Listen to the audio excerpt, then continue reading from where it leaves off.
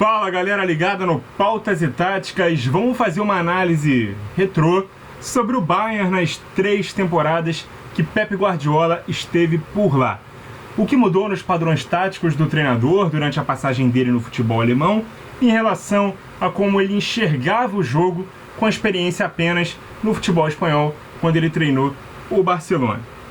Essa é a pauta do nosso vídeo de hoje, agradecendo muito a você que já é inscrito. Se ainda não é, seja muito bem-vindo. Espero conquistar a sua inscrição, assim como seu like nesse vídeo, seu compartilhamento com os amigos, seu feedback nos comentários, sua sugestão de tema para próximos vídeos e também te convido a navegar pelo canal para conferir mais do nosso conteúdo, beleza?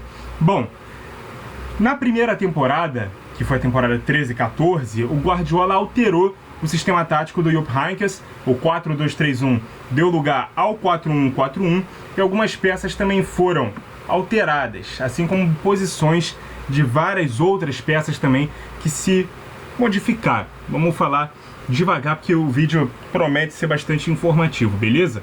Neuer no gol, Rafinha na lateral direita, Boateng e Dante na zaga e Alaba na lateral esquerda. Philipp Lahm foi convertido num primeiro homem de meio campo. Robben na ponta direita, os dois meio-campistas Schweinsteiger e Toni Kroos e Franck Ribéry na ponta esquerda. Na frente, Mario Mandzukic era o centroavante.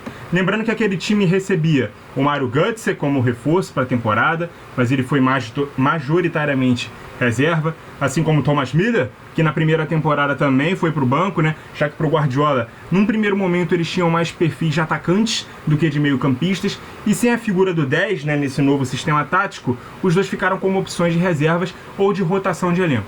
Outro reforço para a temporada foi o Thiago Alcântara, mas ele sofreu muito com lesões, praticamente não esteve disponível durante a temporada.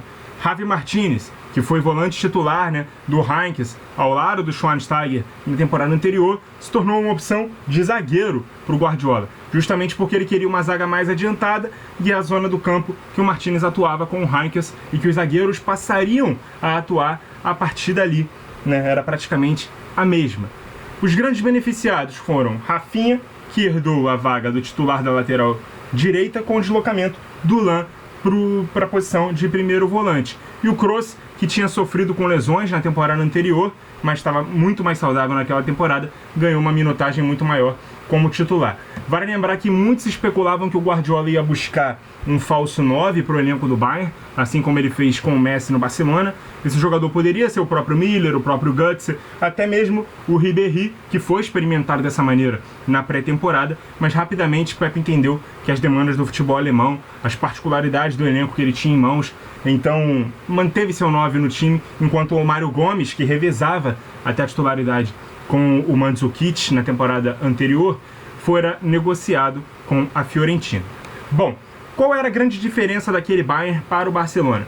No Barça, o epicentro do time estava no centro do campo, né? Principalmente com Xavi, Iniesta e Messi. As jogadas partiam sempre do flanco para dentro. No Bayern, as principais armas do time jogam pelos lados. Ele tinha Lahm e Alaba como os dois melhores laterais do mundo, Robben e Ribéry como a principal dupla de pontas do futebol mundial. Então as jogadas tinham que nascer de dentro para fora.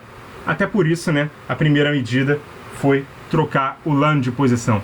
Ele passou a ser o primeiro volante do time, para que o passe central na saída de 3 fosse sempre qualificado.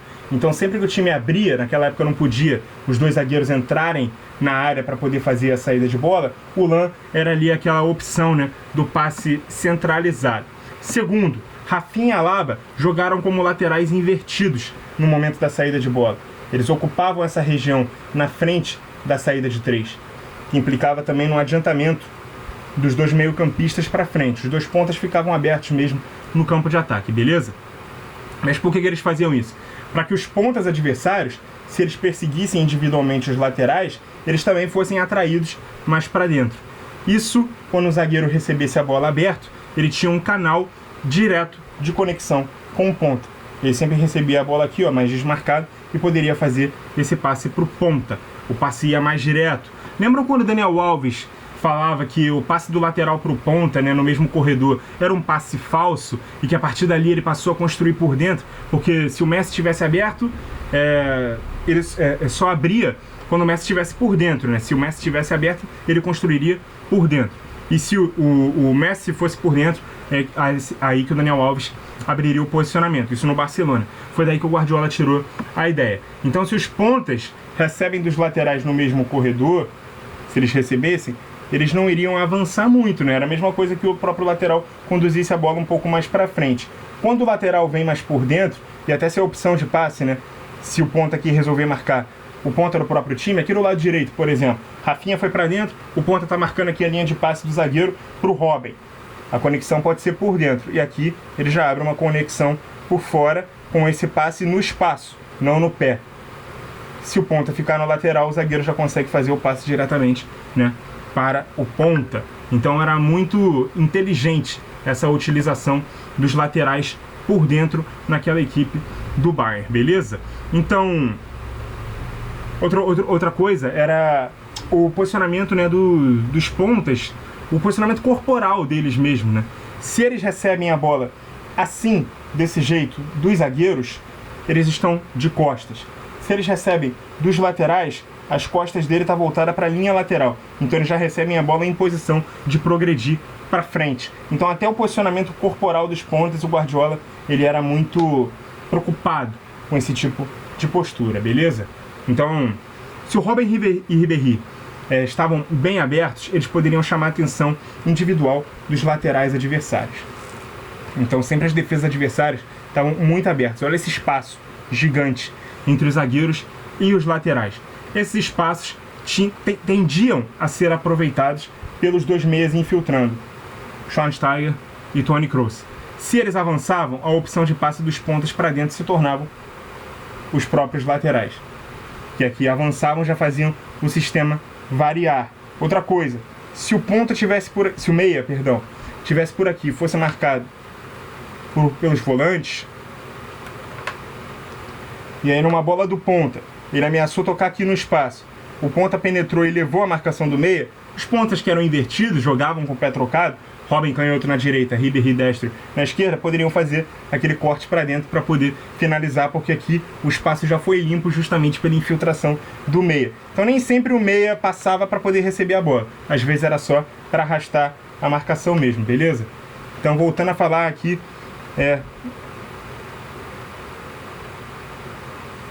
agora sim. Voltando a falar aqui dos pontas e dos laterais, né? Os pontas deixando esses espaços aqui gigantes, né, entre laterais e zagueiros, né? Se esses espaços surgiam, se os dois meias avançavam, a opção dos passes por dentro se tornava os laterais, que faziam a companhia ao lã no meio. Mas se os próprios pontas ocupassem esses espaços, eles arrastavam a marcação dos laterais adversários para dentro. Isso fazia com que o quê? Se abrisse o corredor de fora para as ultrapassagens dos próprios laterais do time. Então, se os pontas vinham para dentro, os laterais atacavam por fora. E o time tinha essa configuração ofensiva, ou poderia ter a configuração ofensiva dos laterais por dentro, os pontas por fora e os meias entrando. De qualquer forma, era um desenho do 2-3-5, que é tão decantado, tão utilizado no futebol atual. Acho que foi o primeiro time que utilizou esse Bayern do Guardiola na temporada 13-14, beleza? Então, se os laterais atacassem por fora, né, com aquela atração dos pontas atacando por dentro, abria-se esse corredor aqui por fora para os laterais se adiantarem. Com isso, a área estava sempre mais ocupada e o Mandzukic poderia ser alimentado no jogo aéreo. Se tornou uma boa arma para o Guardiola, né? Essa razão pro Bayern não ter aberto mão de um centroavante, do Guardiola não ter aberto mão de um camisa 9 mais clássico. Então, a gente pode observar, né, o desenho do time, um 2-3-4-1 no meio do campo, né, 5 jogadores centralizados, 2 abertos, são 7 jogadores contra 5 do 4-2-3-1, que era muito usado na Alemanha. Vamos recapitular aqui. Robben, Ribéry. São 7 jogadores no meio. Essa linha de 3, essa linha de 4. Contra as equipes que jogavam no 4-2-3-1, a gente já falou, né, desse posicionamento aberto, eles sempre tinham superioridade. Aqui estava sempre o centroavante, né, já em inferioridade em relação aos 2 zagueiros. Os pontas tinham que se desdobrar, porque não sabiam se marcavam os laterais ou os pontas do adversário, então ficava aqui no meio do caminho, em duas situações de 2 contra 1, uma de cada lado. O 10 tinha que vigiar o Lan, que era um jogador de muita qualidade, muita aplicação técnica, né, nesses passes como o primeiro homem do meio, e os volantes ficavam aqui em situação de mano a mano com os dois meias que infiltravam muito, né, nesse espaço. E a gente sempre sabe, né, a gente já falou aqui em vários outros vídeos, o mano a mano é sempre pior para quem está defendendo. Então tudo que o Guardiola fazia tinha uma razão de ser. Todo esse posicionamento, toda essa troca de posições, tudo isso era para gerar vantagens, beleza? Vou tirar rapidamente aqui o time adversário de campo mais uma vez, que eu vou falar de uma situação específica, de uma variação específica. Inclusive foi uma marca do Guardiola nessa temporada, né? Mudar o sistema tático de acordo com o adversário que ele enfrentava. E aqui eu vou colocar uma formação que é até bem diferente, que foi a formação que ele usou no jogo contra o Manchester United na Champions, no segundo jogo, que foi o 2-3-3-2. Foi essa formação aqui. E a gente vai explicar ela já já. Como a gente disse, o 4-1-4-1 foi o sistema mais utilizado na primeira temporada do Guardiola, mas ele gostava de variar, né? No jogo de volta contra o Manchester United, o Rafinha saiu do time e deu lugar ao Miller, ao lado aqui do Mandzukic, né? E o Götze jogou na vaga do Schweinsteiger, que estava machucado naquele dia. Então, somente o Boateng e o Dante na linha de defesa, Lan e Alaba, juntamente ao Toni Kroos, que foi o primeiro volante naquele dia, né? No meio campo, e o Götze sendo aqui a ponta do losango. Robben e Ribéry abertos, Miller e Mandzukic na frente. A ideia era a seguinte: os dois atacantes tinham que prender os 4 defensores, porque eles vão se posicionar justamente nos meios espaços. Então, se um centroavante era vigiado por 2 zagueiros, 2 centroavantes eram vigiados por 4 na defesa. 2 jogadores prendendo 4 na última linha. Isso deixava os pontas com muito mais liberdade para poder criar, beleza? Se eles eram vigiados por apenas um jogador na frente dele, fosse o próprio lateral, eles eram estimulados a tentar a jogada individual ou mesmo o corte para o meio. Agora, se eles eram vigiados por 2, eles tinham que tentar a aproximação com o meio-campista mais próximo. Fosse o Lan pelo lado direito, fosse o Alaba aqui pelo lado esquerdo. Esse meio-campista tinha que tentar imediatamente a conexão com o meio, com o Mario Götze. Se um zagueiro saísse da área para marcar o Mario Götze, ele já abandonava aqui esse jogador sozinho. Então o Götze poderia fazer esse passe nas costas do zagueiro que saiu para aproveitar esse espaço. E se o outro zagueiro fosse cobrir, ele abandonaria a marcação do outro atacante. Então era sempre um jogo de cobertor curto, né? Tudo era um jogo de xadrez para o Guardiola, onde ele induzia o adversário ao erro previsto por ele. Preparava uma armadilha para atacar justamente o espaço estratégico que ele deixou, que ele gerou com a movimentação dos jogadores. Resultado, Bayern 3-1, classificado para as semifinais. Claro que tudo isso demandava muito treino, muita repetição, entrosamento, por isso essas trocas complexas de sistema tático de um jogo para o outro nem sempre dava certo. Acabava desagradando algumas figuras importantes do clube, como Franz Beckenbauer, que chegou a fazer duras críticas ao Guardiola, né? Principalmente após a derrota para o Real Madrid na ida da semifinal no Bernabéu por 1-0. O Bayern jogou muito bem naquele dia, mas o Beckenbauer disse que não adiantava jogar bem, ter mais posse de bola, se o adversário em uma bola é capaz de te derrotar, porque você deixa mais espaços na defesa, não converte as chances que cria. Ele também sugeriu que o Guardiola voltasse ao 4-2-3-1 que o Heynckes usou na temporada anterior, para ter mais chances de virar o jogo na volta. Isso mexeu profundamente com o Guardiola, né? Terminou o jogo de ida com a ideia clara de que teria que jogar a volta usando 3 zagueiros para ter uma superioridade contra Benzema e Cristiano, mas acabou se deixando influenciar, né, com as palavras do Beckenbauer. Foi para campo no jogo de volta com o Lan de volta na lateral, com Schweinsteiger e Kroos, né, de volante, o Miller por trás do Mandzukic e o 4-2-3-1 clássico do futebol alemão. Resultado, Real Madrid 4-0 dentro da Allianz Arena, Bayern eliminado, e o Guardiola disse, isso tá no livro dele, né, o Guardiola Confidencial: acredito na maneira como gosto de jogar e daqui pra frente, se perdermos, será da forma que eu acredito que seja certo. O que mais dói nessa derrota é isso. não ter jogado da forma que eu acredito. Isso está relatado no livro, e essa temporada começa com o Bayern perdendo a Supercopa da Alemanha para o Borussia Dortmund, conquistando a Recopa Europeia sobre o Chelsea nos pênaltis, o Mundial de Clubes também diante do Raja Casablanca, que havia eliminado o Atlético Mineiro, né, no Mundial. O Bayern também conquistou a Bundesliga com a maior antecedência de toda a história, sendo campeão no fim de março, com 7 rodadas para acabar o campeonato, até então invicto. Não foi campeão invicto, porque teve 2 derrotas, uma para o Augsburg e uma para o Dortmund, né, depois de já ter conquistado o título. Naquele ano também conquistou a Pokal, né, a Copa da Alemanha, em cima do próprio Dortmund, já implementando o sistema de 3 zagueiros, que seria muito importante para o Bayern na temporada seguinte, e caiu nas semis da Champions para o Real Madrid nas semifinais, como a gente disse. Bom, vou mexendo aqui na prancheta rapidinho, porque já a gente vai falar, né, da temporada 14-15, que foi uma temporada de muitas mudanças para a equipe do Bayern.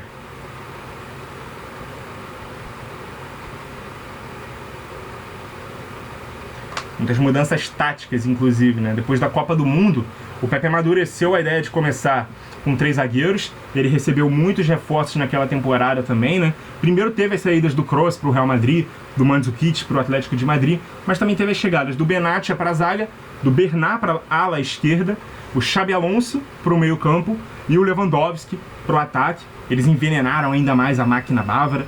Todos esses jogadores foram titulares do time, e jogou a maior parte da temporada com a seguinte formação. Vamos cantar aqui a escalação daquele Bayern. Neuer no gol, Benatia, Boateng e Alaba na zaga, Lan e Xabi Alonso no meio, Robben, Müller, Götze e Bernat, uma linha de 4 por trás do Lewandowski. Ribéry e Schweinsteiger passaram mais tempo machucados do que disponíveis. O Rafinha se tornou uma opção, tanto para a ala direita, quanto como um dos 3 zagueiros, né? Assim como o Dante também se tornou reserva aqui do Alaba, que agora estava sendo aproveitado como um terceiro zagueiro. Qual era a ideia com essa escalação? Ter mais um jogador na zaga permitia que o time jogasse mais protegido pelos lados, né? Sempre que a bola fosse para um lado, a defesa basculava e protegia mais, não deixava tantos espaços quando o time jogava se lançando à frente. Então sempre protegia melhor esses espaços e dava tempo de mais alguém recuar para recompor. Inclusive era diferente essa recomposição de acordo com o lado. Quando era pelo lado direito, o Xabi Alonso recuava e formava essa linha de 4. Quando era pelo lado direito, a linha toda basculava e o Bernat, que era o ala, voltava para a primeira linha. Mas vamos lá. A linha de 3 ela também blindava o Boateng no centro, né, que se tornou uma arma importante de construção de jogadas daquele time. Ele era um jogador que explorava muito a bola longa, né, as ligações diretas, as inversões de jogo. Então o Boateng foi uma arma muito importante nesse sentido, beleza? Né? Além disso, se o time vai jogar com uma linha de defesa mais adiantada, o terceiro zagueiro se torna um homem a mais na saída de bola. Além de fazer com que os volantes, né, no caso o Lan e o Xabi Alonso, jogassem um pouco mais ativamente na construção das jogadas, até mais próximo do gol do adversário. Xabi Alonso, inclusive, foi um aditivo espetacular, né, para o time. Era o grande general, todas as jogadas passavam por ele, era o grande cérebro daquele meio campo. Era como se fosse um 10 jogando na posição de 5, beleza? A principal variação daquele time era o Robben jogando na posição de ala direita, era um ponta direita, né? Jogava como sempre, mas ali numa função meio que de ala, né? Mas também se deslocando para o ataque, fazendo aqui esse movimento para o ataque e fazia com que o Lan também pudesse atacar aqui o fundo. O Xabi Alonso tinha mais a característica, né, de primeiro volante e o Alaba também subia bastante para ajudar aqui no meio campo, então o time tinha essa variação. Inclusive quando o Lan fazia os passes para o Robben, nunca era no pé, era sempre no espaço. O Guardiola sempre dizia, ele deve correr, a bola não tem que ser no pé dele, tem que ser no ponto futuro para que ele possa se deslocar, beleza? Então essa era uma variação muito interessante dessa equipe do Bayern, que tinha esse aqui como sistema principal. Por trás, pela esquerda, o Bernat, né? O Bernat que era o ala pelo lado esquerdo, ele era um lateral de origem, mas ele era muito ofensivo, era canhoto também, assim como o Robben, não fazia o mesmo movimento que ele, mas fazia esse movimento de levar a bola para o fundo. Então, sempre que todo mundo ia para a área aqui para receber os cruzamentos, o Bayern tinha bastante presença de área quando a jogada acontecia pelo lado esquerdo. Agora sim, por trás do Lewandowski, uma dupla de pontas de lança, né? O Müller e o Götze. Eles poderiam atacar a área vindo de trás, dava mais poder de fogo ao time nos meios espaços. Além disso, o Götze era mais meio atacante, o Müller era mais um segundo atacante. Então eles poderiam fazer esse 3-2-4-1 também se transformar num 3-5-2, num 3-4-1-2 ou 3-2-3-2, leiam como quiser, um 3-5-2 com um meia por trás de dois atacantes, beleza? Esse era o elenco do Bayern com o maior número de opções no banco de toda a era Guardiola, mas que também sofreu muito com lesões, porque foi novamente campeão alemão, mas caiu na Copa da Alemanha para o Borussia Dortmund nos pênaltis nas semifinais. Também perdeu mais uma vez a Supercopa para o mesmo Borussia na abertura da temporada. Também nas semifinais diante do Barcelona, né, do trio MSN, um jogo que estava cheio de desfalques, mandou a campo uma escalação bem diferente do que era o time titular na temporada. Inclusive o Guardiola tentou uma coisa bem diferente, né, no primeiro jogo, tentou uma espécie de sistema com 3 zagueiros, mas com o Rafinha sendo o terceiro zagueiro pelo lado esquerdo para tentar bloquear a esquerda do argentino, né, do Lionel Messi, né, e com 20 minutos do primeiro tempo ele muda a estratégia para 2 linhas de 4, mas naquele jogo ele manda a campo praticamente o que ele tem de disponível, né? Ele sofreu muito com lesões para escalar o time para aquele confronto, então ele manda a campo até a seguinte escalação naquele jogo: Neuer, Rafinha, Boateng, Benatia e Bernat. O Alaba também estava machucado, assim como o Robben e Ribéry. O Lan jogou por aqui, na ala pela direita. Xabi Alonso, Thiago Alcântara e Schweinsteiger, Müller e Lewandowski. Essa foi a escalação que jogou contra o Barcelona. O placar foi até muito enganoso, né, no Camp Nou. O jogo foi muito equilibrado, mas o Barcelona marcou 3 vezes nos últimos 15 minutos. Na volta, a vitória do Bayern por 3-2, com essa mesma escalação, mas não foi suficiente. Eliminação para os catalães. Chegamos à última temporada, então, do Guardiola no Bayern. A temporada 15-16. Também é uma temporada em que o Bayern é castigado com lesões, mas também é a temporada que o Guardiola menos altera o sistema tático. Ele volta a utilizar o 4-1-4-1, consolida essa como a formação principal do Bayern. Chegam reforços importantes, né, como o Kimmich do Leipzig, que era meio campista, mas também podia jogar como lateral e até como zagueiro ele foi aproveitado. O Arturo Vidal, né, para o meio campo, meio a contragosto do Guardiola, que ele queria um lateral direito para cravar o Lan de vez como meio campista, mas a diretoria foi contra, acabou contratando o Vidal no lugar disso. E 2 importantes pontas para suprir as muitas ausências por lesão de Robben e Ribéry foram o Kingsley Coman e o Douglas Costa. Também aconteceram as saídas muito importantes, né, mas a principal delas, a do Schweinsteiger para o Manchester United, além do Shaqiri para a Inter de Milão. E o Dante, né, para o Wolfsburg, que eram esses 2 últimos reservas muito utilizados.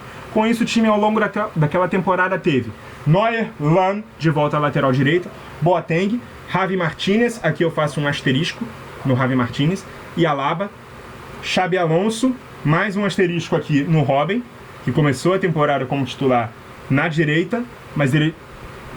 Já a gente vai falar o que aconteceu. Müller e Vidal no meio campo, e aberto pela esquerda começava o Douglas Costa e o Lewandowski na frente. Bom, por que eu falei que eu faria um asterisco? Primeiramente, as muitas lesões de zagueiros foram um grande tormento para o Bayern naquela temporada. O Benatia ficou muito fora de combate, por vezes o Javi também ficou, por vezes o Boateng ficou também, e por vezes o Alaba e o Kimmich tinham que fazer, né, a zaga juntos, montar uma zaga improvisada para o time, né, ao longo da temporada. Quando o Alaba saía da lateral, vinha jogar na zaga, o Bernat o substituía na posição. No meio, por vezes, o Thiago iniciava como titular no lugar ou do Vidal ou do Müller. Quando jogava, inclusive, Vidal, Xabi e Thiago, eram 3 meio-campistas de muito mais controle. O Müller era um jogador mais de infiltração na área, então o time tinha mais controle da posse de bola quando o Thiago jogava no lugar do Müller. E nas pontas, o Robben era o titular pela direita, o Douglas Costa na esquerda, com a longa lesão do Ribéry, que só voltou no final da temporada. Mas o Robben também se lesionou, ficou fora da reta final. Então o Douglas Costa veio para a direita e aí a esquerda ficavam se revezando, né? Ora o Ribéry, ora o Coman. Por exemplo, na partida contra o Atlético de Madrid, Douglas Costa e Coman jogaram a primeira partida. Douglas Costa e Ribéry jogaram a segunda. Mas o funcionamento coletivo daquele time era o seguinte: agora os laterais invertidos eram uma realidade no Bayern. Com o Lan de volta na lateral, o time realmente tinha os laterais invertidos. Era essa a formação do Bayern, era essa a variação do Bayern para o 2-3-5, o 2-3-4-1, o 2-7-1. Você pode ler como você quiser, mas qual era o grande intuito disso aqui? Quando o adversário marcava com 2 jogadores na frente, o Alaba segurava, ele virava um terceiro zagueiro. E aí o Lan ficava aqui juntamente com o Xabi Alonso no meio, formava um 3-2-5. Mas quando o adversário marcava com um jogador só aqui no meio, era realmente o 2-3-5, que era a formação principal, beleza? Então, esse time também jogava assim, muitas vezes preocupado com os contra-ataques do 4-2-3-1, porque sempre que os times contra-atacavam, eles tinham 4 jogadores: os pontas, o centroavante e o meio atacante. Então, quando o time se defendia, ele tinha sempre 5 jogadores preparados, né, para defender contra 4. Toda a linha que voltava, os laterais no meio faziam bem melhor aqui essa transição, bem mais rápida, essa diagonal de cobertura. O Guardiola chegou a falar que nenhum time da Alemanha não sabe contra-atacar, então essa transição tinha que ser feita muito rapidamente. Então o Lan e o Alaba fazendo essa diagonal, né, saindo do meio para a linha de defesa, era sempre muito mais rápido. E aí sempre que os times contra-atacavam com 4, ele tinha 5 preparados ali para se defender, beleza? Então, ofensivamente falando, já falei aqui da questão do Thiago, né, quando ele jogava no lugar do Müller, o time tinha mais controle de posse, mas quando jogava Vidal e Müller, que era na maior parte das vezes, o time tinha mais poder ofensivo, mais poder de infiltração na área, né, tanto com o Müller vindo de trás, quanto com o próprio Vidal. Mas principalmente o Müller, porque o Xabi Alonso naquela altura já não tinha mais aquele poder de contenção, né, então o Vidal dava mais um suporte ali para ele, muitas vezes deixando até com que os próprios laterais assumissem aqui essa articulação das jogadas, e ficava aqui o Müller e o Lewandowski, o time afunilava um pouco mais e as pontas ficavam juntamente com os pontas. E falando justamente dos pontas, o Douglas Costa jogava melhor pelo lado esquerdo, ele atacava mais a linha de fundo quando jogava pela esquerda. O Robben explorava mais as diagonais, assim como o Coman quando jogava pela esquerda, assim como o Ribéry também. E quando jogava o Coman ou o Ribéry, o Douglas Costa vinha para o lado direito e ele era obrigado a também fazer esse movimento, emular os movimentos do Robben, fazendo aquela diagonal. Esse time se defendia no 4-1-4-1 e não marcava tanta pressão quanto os 2 times anteriores, deixava menos espaços. Era o time que aplicava mais a regra dos 6 segundos. Fazia pressão, não conseguiu recuperar em 6 segundos, volta todo mundo para marcar atrás da linha da bola, beleza? Então esses foram os 3 times do Guardiola. Talvez essa aqui tenha sido a versão mais segura do Bayern, do Pep, né? Mas também não conseguiu vencer a Supercopa, perdendo dessa vez para o Wolfsburg, que tinha sido campeão da Pokal na temporada anterior. A Bundesliga, a Copa da Alemanha, mais uma vez conquistadas, afinal, mais uma vez contra o Dortmund. Foi o último jogo do Pep no comando do Bayern, inclusive. E na Champions, mais uma eliminação nas semis contra mais um espanhol. Dessa vez, o Atlético de Madrid. Derrota fora de casa por 1-0. Vitória insuficiente em casa por 2-1. No jogo em que o Neuer pegou um pênalti e o Müller perdeu outro. Não foi suficiente aquele 2-1. Então é isso, galera. Muitos dizem que aquele Guardiola fracassou, né, no Bayern, por ter dado um time campeão da Tríplice Coroa na temporada anterior com o Heinkes, mas não ter conseguido vencer mais uma vez a Champions em 3 tentativas, caindo todas elas para espanhóis nas semifinais. Porém, o time deu sequência à hegemonia, que hoje já está em 10 títulos consecutivos de Bundesliga, conquistando todos os títulos, né, que ele disputou de Liga com o Bayern nas 3 temporadas, né, inclusive conquistando os títulos de número 2, 3 e 4 dessa sequência, né, de 10 Bundesligas seguidas que o Bayern está aí comemorando nessa temporada. Vale lembrar que, inclusive, que de todos os técnicos campeões alemães no Bayern, nessa sequência de 10 consecutivos, os únicos que conseguiram levantar a taça em anos consecutivos foram Guardiola e Hans Flick.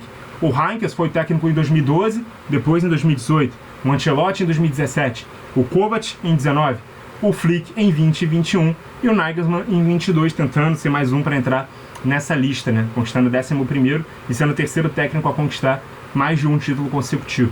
Ou seja, dos 10 títulos, 3 são do Guardiola e ele é o único dos 6 técnicos que conseguiu ganhar 3.